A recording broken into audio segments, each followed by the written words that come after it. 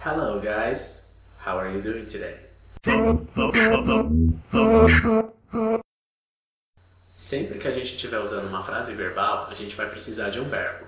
O verbo é a parte mais importante de uma frase, e como ele carrega várias informações, ele acaba sendo também a parte mais difícil. Em inglês, os verbos têm 7 formas verbais. No começo pode parecer muito, mas se a gente for comparar com o português, a gente vê que 7 formas na verdade é muito pouco, porque em português a gente tem 12 tempos verbais, e para cada tempo verbal a gente tem 6 formas, uma para cada pessoa, eu, tu, ele, nós, vós, eles. 2 desses tempos verbais são imperativos, então a gente não conjuga com eu, mas a gente ainda tem o infinitivo, o gerúndio e o passado particípio. Então, ao todo, em português, a gente tem 73 formas verbais. Bem mais fácil em inglês, né? Sempre que eu for mostrar um verbo aqui, eu vou mostrar desse jeito. Em cima fica o infinitivo. Aí do lado esquerdo fica o normal, que é como a gente vai chamar o infinitivo sem o to, o passado e o perfeito, que é como a gente vai chamar o passado particípio. Aí do lado direito ficam as 2 formas do presente e o ing, que é como a gente vai chamar o gerúndio. Então, pegando como exemplo o verbo to do, que a gente ainda vai ver bastante por aqui, as 7 formas que ele pode ter são to do, que é o infinitivo, do, did e done, que são o normal, o passado e o perfeito, do, does e doing, que são as 2 formas do presente e o ing. Ou o verbo to have, que fica to have no infinitivo, have, had e had no normal, passado e perfeito, have, has e having nas 2 formas do presente e no ing. O único verbo que não segue esse padrão é o verbo to be, mas é bom já ir se acostumando porque tudo com o verbo to be é diferente. Enquanto os outros verbos têm 7 formas, o verbo to be tem 9, porque ele tem uma forma a mais no passado e uma forma a mais no presente. Então o verbo to be fica to be no infinitivo, be, was, were e been, que são normal, as 2 formas no passado e o perfeito, am, is, are e been, que são as 3 formas no presente e o ing. Em inglês, assim como em português, os verbos podem ser regulares ou irregulares. A gente diz que um verbo é regular em inglês quando o passado e o perfeito desse verbo forem iguais e terminarem em ed. Mais pra frente a gente vai ver como que passa o verbo da forma normal para o passado e para o perfeito, mas por enquanto a gente vai confiando nessas 2 regras. Então, se a gente pega o verbo to work, a gente pode ver que ele é regular, porque o passado e o perfeito são iguais e terminam em ed. A mesma coisa acontece com o verbo to like. O passado e o perfeito são iguais e terminam em ed. Então a gente pode dizer que o verbo to like é regular. Mas infelizmente isso não acontece com todos os verbos. Se a gente pega o verbo to do, por exemplo, a gente pode ver que o passado e o perfeito são diferentes e eles não terminam em ed. Então a gente diz que o verbo to do é irregular. Ou o verbo to have. A gente pode ver que o passado e o perfeito são iguais, mas eles não terminam em ed. Então a gente diz que o verbo to have também é irregular. E tem o caso do verbo to eat, que o normal, o passado e o perfeito são iguais, mas não terminam em ed. Então o verbo to eat também é um verbo irregular. O lado ruim dessa história de verbos regulares ou irregulares é que só de olhar para o verbo a gente não consegue saber se ele é regular ou irregular. O que a gente pode fazer é decorar uma lista de verbos irregulares, que aí se o nosso verbo não estiver nessa lista, ele provavelmente é regular. Para começar a conhecer esses verbos, aqui embaixo na descrição do vídeo eu coloquei um link para uma dessas listas de verbos irregulares, com os verbos que eu julgo mais populares. Ou, se você preferir, você pode jogar no Google lista de verbos irregulares, ou em inglês Irregular Verbs List.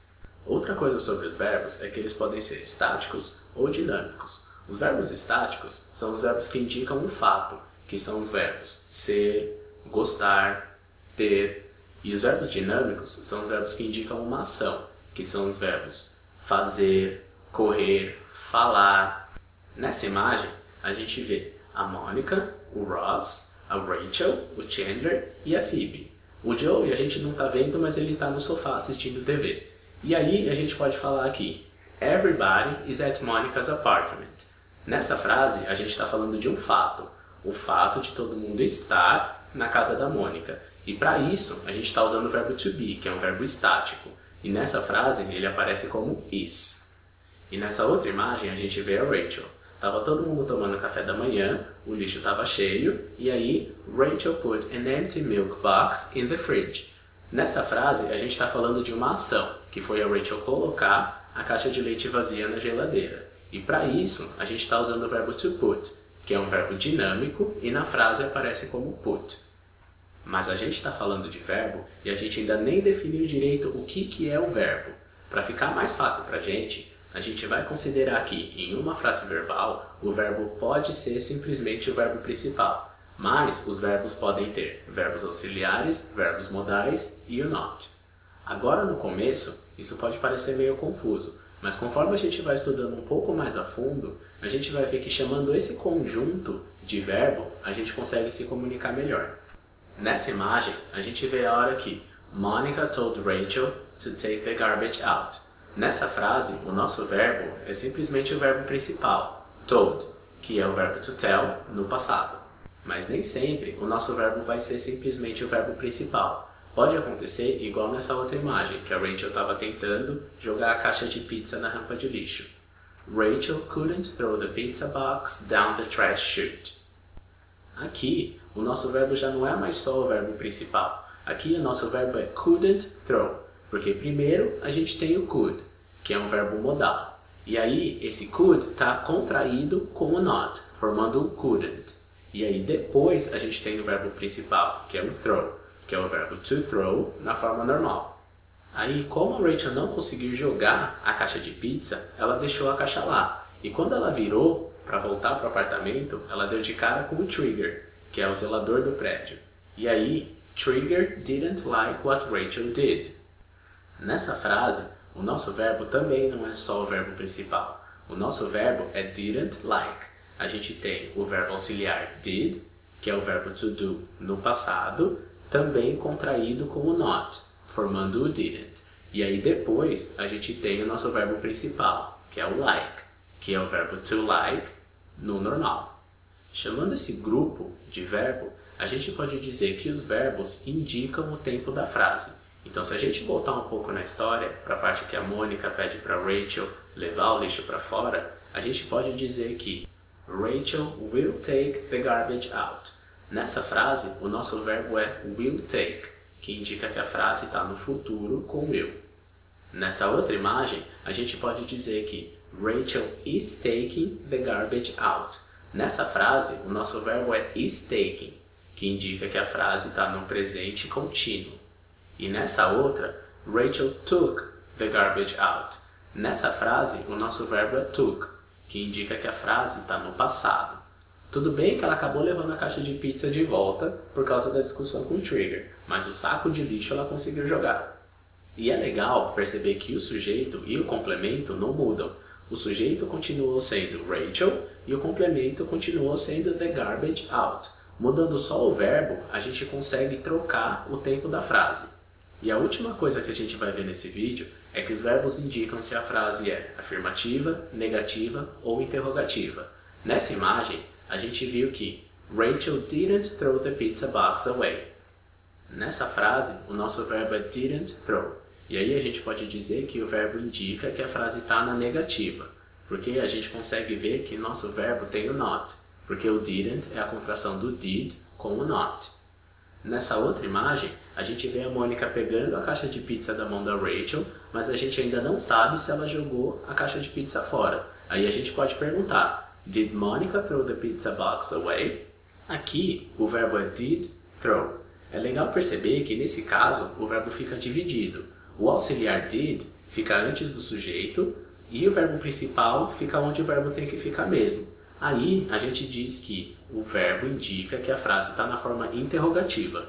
E nessa outra imagem, a gente vê a Mônica saindo do apartamento com a caixa de pizza. Aí a gente conclui que Monica threw the pizza box away.